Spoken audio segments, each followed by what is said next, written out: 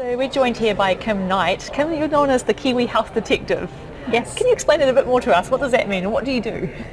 What I do is I help people to actually identify and understand the absolute root cause of their illness at a fundamental level, which goes far deeper than what most people believe. Most people are looking for a physical cause to a physical problem. Actually, we find that the cause is more at a metaphysical level, and that's not a woo-woo term. Meta just means beyond. So we're looking at what are the other factors that have contributed to symptoms building up. And one of the big factors is actually emotions. Oh, right, okay. And so tell me a bit more about your work. So I work mainly with people who've been diagnosed with a chronic illness like fibromyalgia, chronic fatigue, irritable bowel, also anxiety, depression.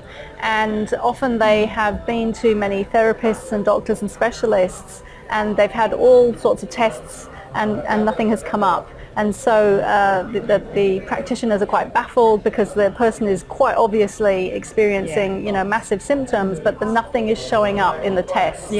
And that is because they've been looking for a physical cause to a non-physical cause. Yeah, and quite often we try to put a label on something but if the tests come back normal, that's sort of what do you label that with? And it's often what the patients are trying to find is that label or some sort of answer, isn't it? Yeah. We can actually get misled by labeling things. I tend to not put a focus on that. I remember once, it was one of my first patients actually, or I actually call them clients, came to me. She was 75 years old and she'd been in hospital for 3 months having test after test for excruciating abdominal pain. Which they felt was, somewhere in the colon. And during our second session, what came up for her was a memory of her mother dying. And her mother was in hospital. She visited her one day, said, "Okay, I'll see you tomorrow, Mum." Came back the next day and her mother had died overnight. And she just didn't know how to process that sadness. Well, interestingly enough, in Chinese medicine, sadness is an emotion that gets stored in the lungs and the large intestine, which are a paired organ. And what we discovered was that literally the energy, because emotions are emotion, they are energy and they should be in motion, but they get stuck. And our digestive tract actually has to digest our emotional life. Physically, it has to digest our food and water. That's a physical function of the digestive system. But every cell and organ and tissue in the body also has a metaphysical function.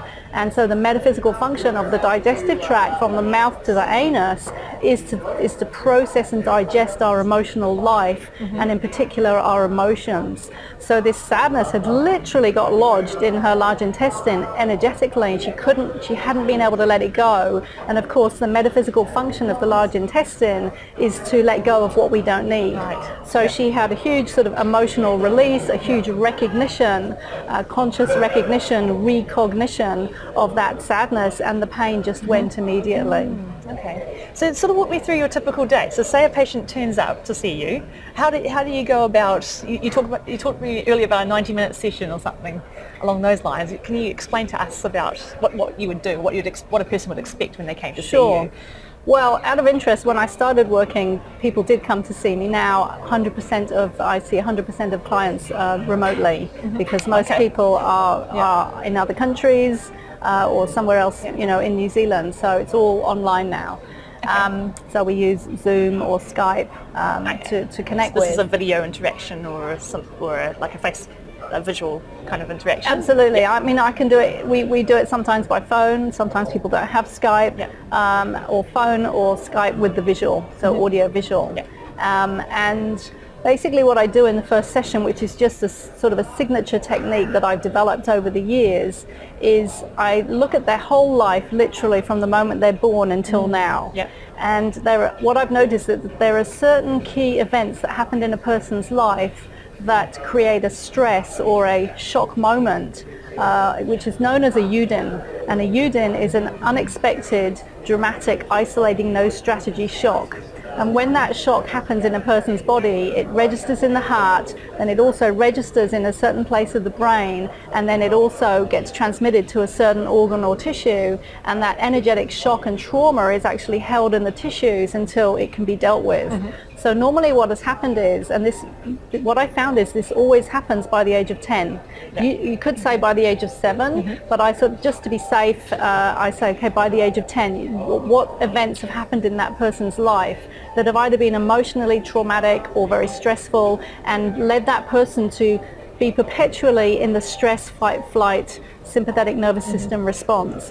They don't know that because it becomes so habitual. So for example, if somebody is living in a family where the parents are always arguing, that's a very scary situation to be in for a child. And so they're perpetually on eggshells, you know, when's the next argument going to happen? When am I going to be punished again? When am I going to be criticized again? And they get locked into this stress response, and then they stay in it for years. And of course the body is not designed to work properly when it's in the stress response all the time. So what we do in this first session is I'm looking for certain key events that have happened in that person's life, and there are definitely recurring themes of whatever has happened in the first 7 years, and a major theme actually is abuse, mistreatment, bullying at school, bullying at home, a very, very big theme. But of course the actual physical symptoms don't turn up until later in life. And the reason those symptoms do turn up later in life is that the person has been afraid to be their authentic self. So they're not being true to themselves, they're not speaking their truth, they're not stopping that unfair behavior, they're not communicating how they honestly feel, and they're not looking after themselves. They're doing everything for everyone else, but not for themselves.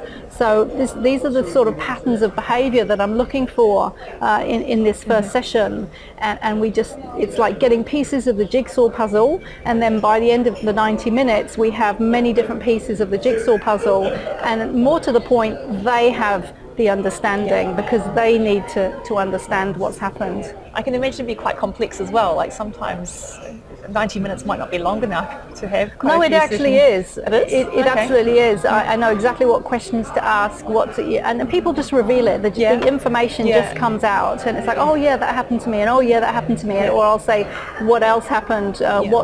What comes to mind? And it's always the right things come up at the right time. So I've never not been able to do it in 90 minutes.